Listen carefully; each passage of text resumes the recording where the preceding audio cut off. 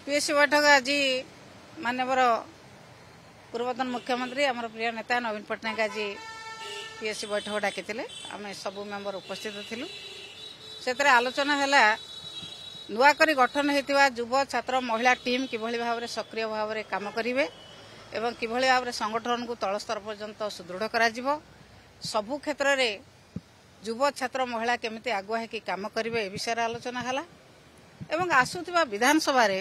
किभली भाव में सरकार जो कर्म सब करिसंती दलित मान कथा कहतु आदिवासी मान कथा कहतु चाषी मान कथा कहतु महिला कथा कहतु प्रभु जगन्नाथ कथा कहतु ये सब कथा जो करिसंती रथ यात्रा जो प्रकार विभ्राट करिसंती से सब कथा विषय आलोचना करागला किभली भाव में आमे आसेम्बली ताकू उत्थापन करिवु एई विषय सब आलोचना करागला माननीय विरोधी दल नेता आमर प्रिय नेता नवीन पट्टनायक महोदय आमको जहाँ जहाँ सजेसन देवा कथा देले आमे ताकू तल स्तर समस्त कार्यकारी करिया को प्रतिश्रुति देइछु। अनास्था संपर्क में कौन कथा आलोचना है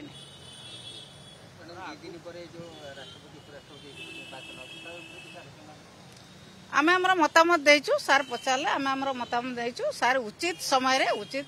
विचार करिवे उचित पदक्षेप नेबे जहाँ ओडिशा पई भलो हबो ओडिशा लोकन पई भलो हबो निश्चित भाव में सार से निष्पत्ति नेबे आमे प्रत्येक मेंबर आमे हमर मतामत देइछु। आलोचना है किभली भाव संगठन को सुदृढ़ कराबो विशेषकर संगठन विषय बेसी आलोचना करागला युव छात्र महिला संगठन को किभली भाव में सुदृढ़ करा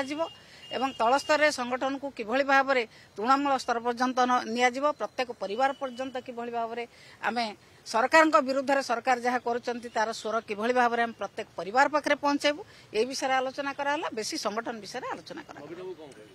नवीन बाबू तो कहले ना नवीन बाबू कहले छात्र युव महिला संगठन को सुदृढ़ करने नवीन बाबू निर्देश देइचंती आमको आमे तल स्तर पर्यंत ताकू ठीक भाव में कार्यकारी करिबु।